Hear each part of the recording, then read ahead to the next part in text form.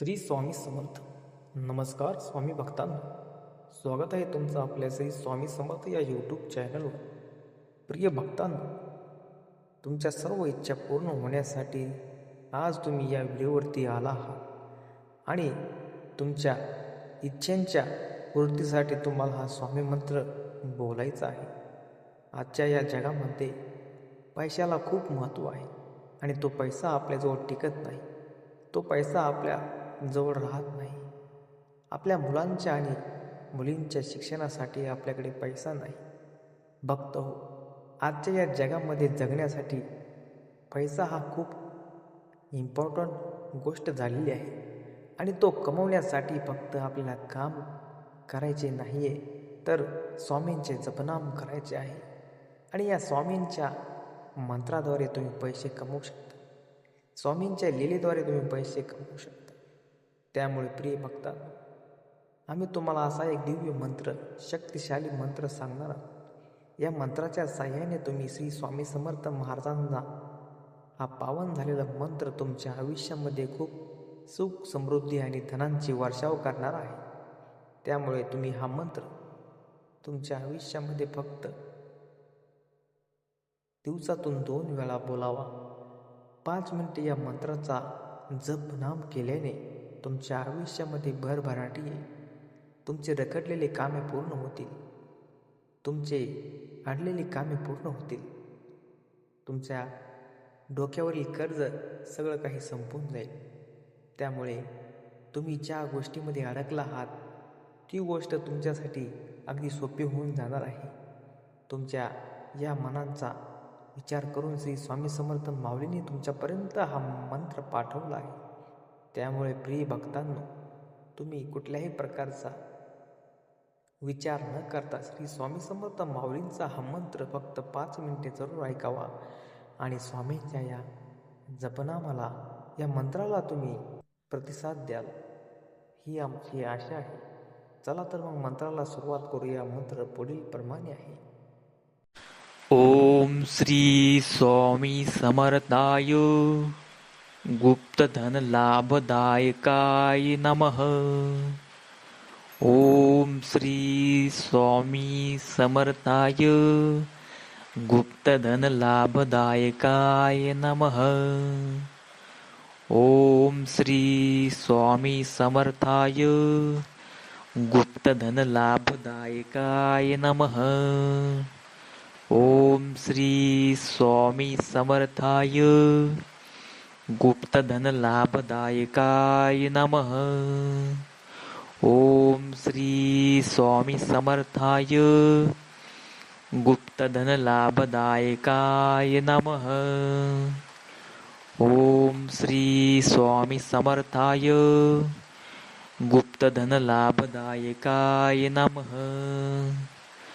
ओम श्री स्वामी समर्थाय गुप्तधन लाभदायकाय नमः. ओम श्री स्वामी समर्थाय गुप्तधन लाभदायकाय नमः. ओम श्री स्वामी समर्थाय गुप्तधन लाभदायकाय नमः.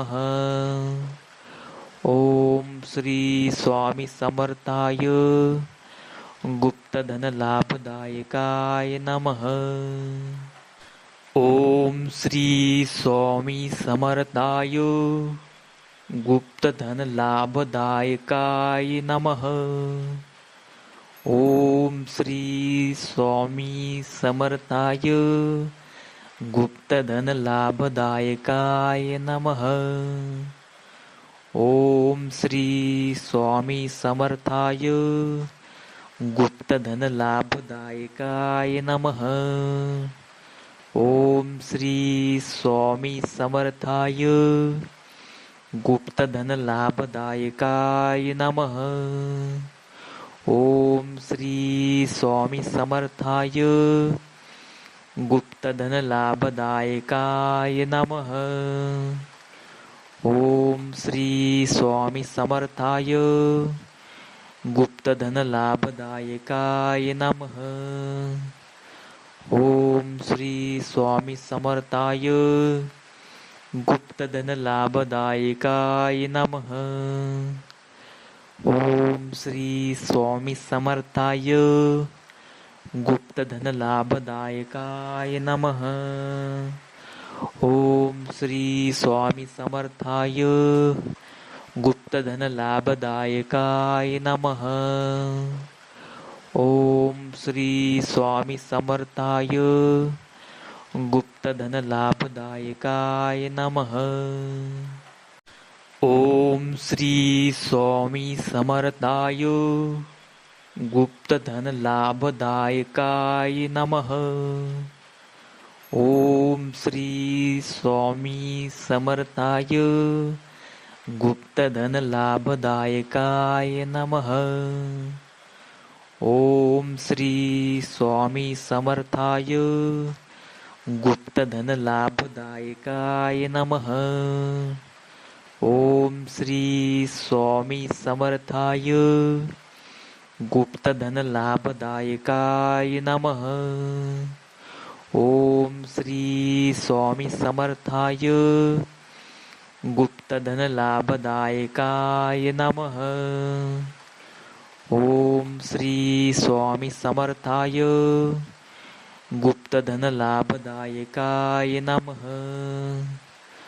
ओम श्री स्वामी समर्थाय गुप्तधनलाभदायकाय नमः.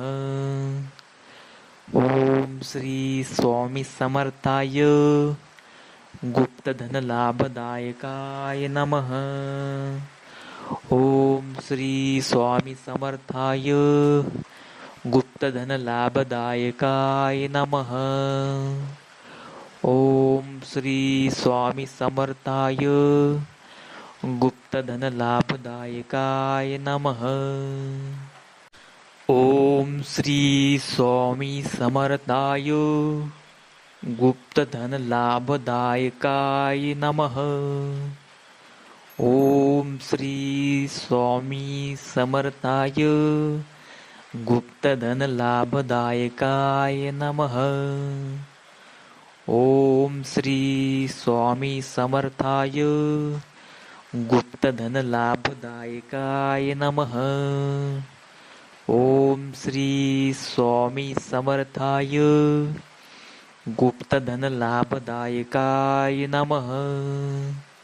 ओम श्री स्वामी समर्थाय गुप्तधनलाभदायकाय नमः. ओम श्री स्वामी समर्थाय गुप्तधनलाभदायकाय नमः. ओम श्री स्वामी समर्थाय गुप्तधनलाभदायकाय नमः. ओम श्री स्वामी समर्थाय गुप्तधनलाभदायकाय नमः. ओम श्री स्वामी समर्थाय गुप्तधनलाभदायकाय नमः.